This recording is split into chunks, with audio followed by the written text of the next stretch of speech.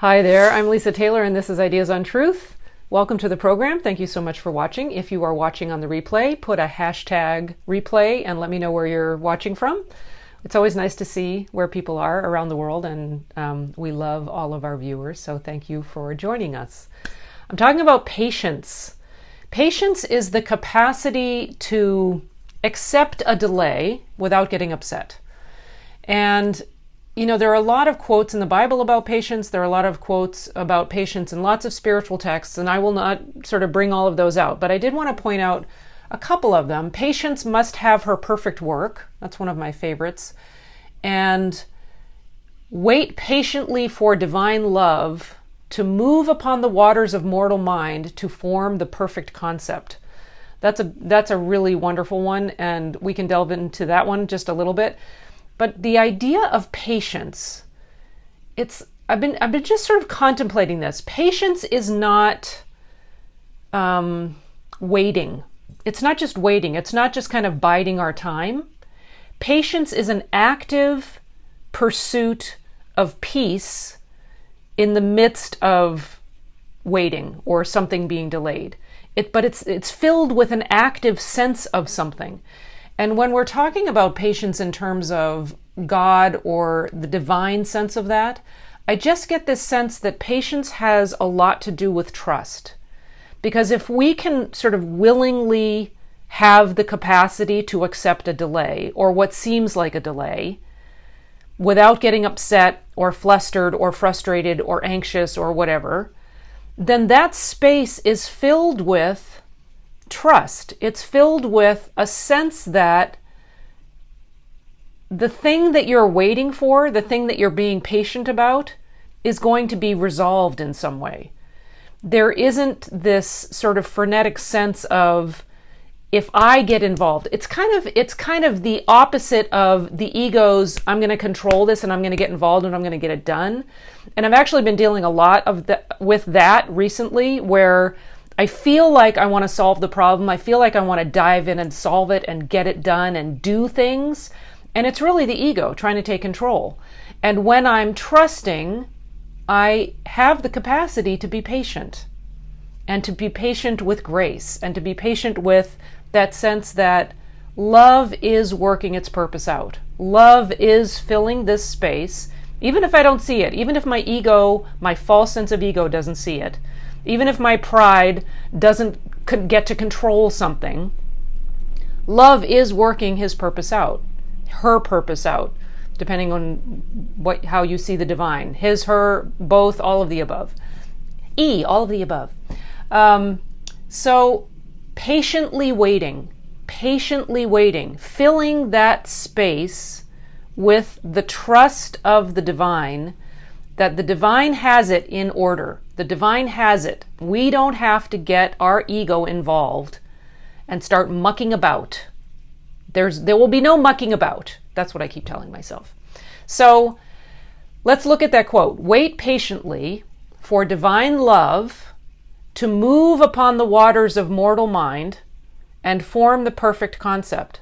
Well, what's mortal mind? It's the ego mind. It's the fear-based mind. It's the human chattery thinking that thinks it's in control of everything. Wait patiently for divine love to move upon the waters of mortal mind. And I love the imagery of that. This is a quote from Mary Baker Eddy. And for divine love to move upon the waters of mortal mind. So what does that image conjure up for us? It stirs up the sense that mortal mind is going to be stirred. The waves of mortal mind.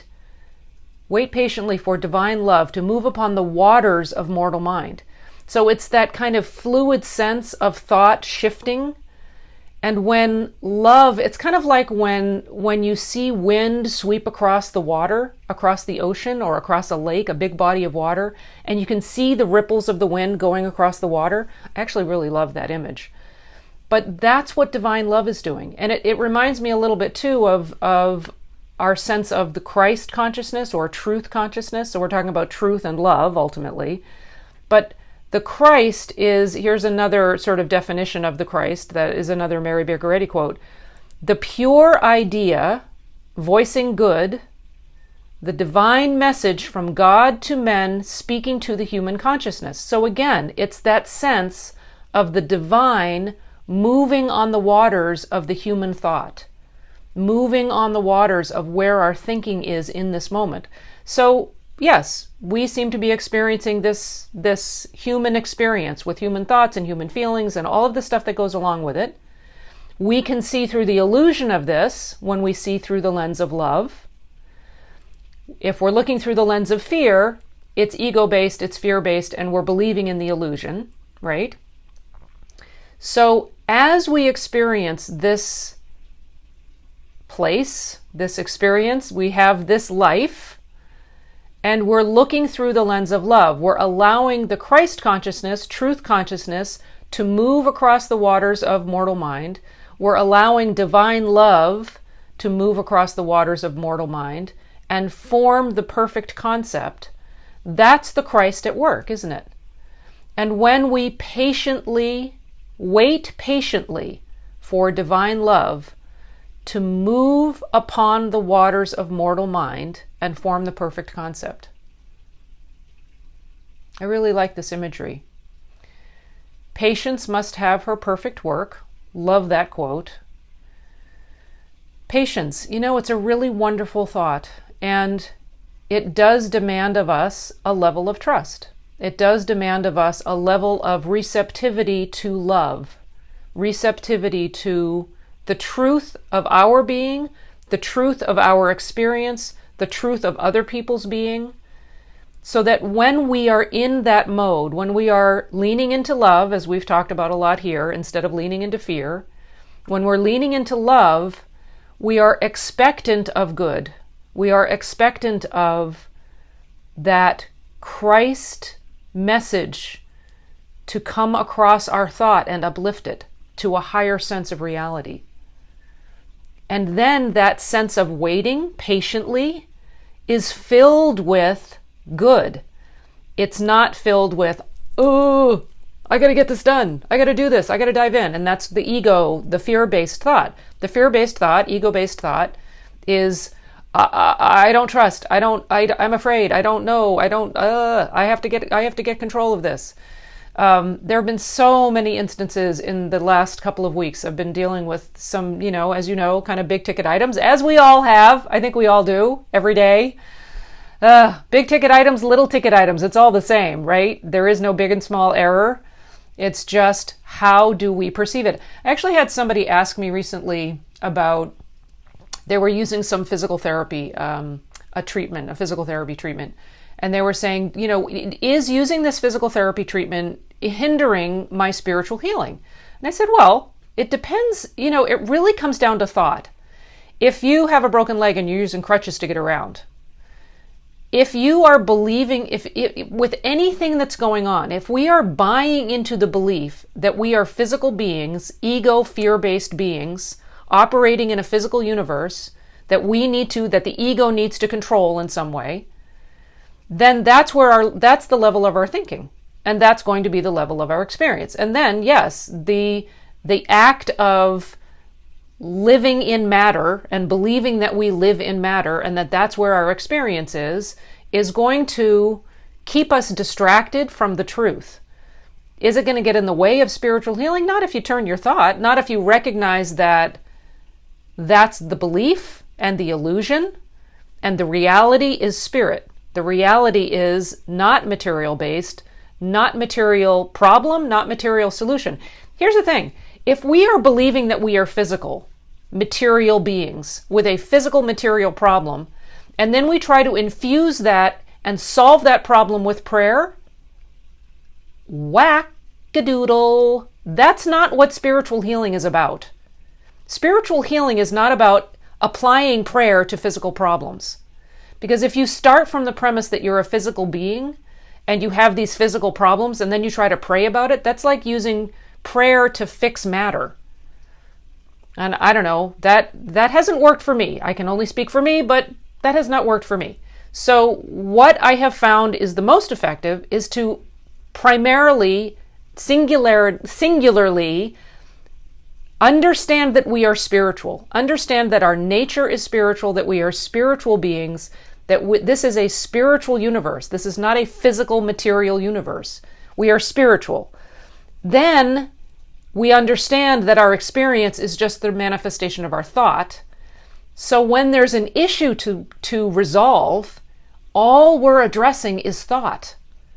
All we are addressing is thought. All that needs to shift is thought.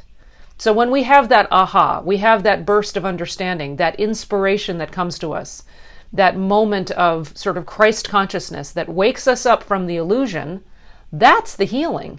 It's when we shift our consciousness from fear to love, when we shift our understanding from matter-based to spirit-based. Then we see the aha, then we see the reality, and we say, oh, it's like waking up from the dream. You know, when you're in the dream and you believe that the dream is real, you know, the pain in the dream is real. The pleasure in the dream is real. All the struggle in the dream is real. But when we wake up, it's like, oh, well, that wasn't real. And it's the same thing, matter and spirit. Okay, I've got a little bit off track from patience, but you know what I mean. The bottom line for this is, it is all in thought. So when we are waiting patiently for divine love to move upon the waters of mortal mind, to form the perfect concept, it is what's happening in thought. It's where we are in thought. I will leave you with that. So much love to you. We are all here for a reason. If you feel like you're missing a sense of purpose in your life, be love. Just be love. Don't try to love. Be love. Be the expression of love. Just be love. That is our purpose. Love. All right. And I am here to express love. And I express it to you. And thank you for watching. #replay, tell me where you're from. Send me messages, email ideasontruth@gmail.com, or you can PM me if you're watching on Facebook. I will put this up on YouTube soon, in the next couple days. And this is a short one. So enjoy. All right. Love you guys. Bye.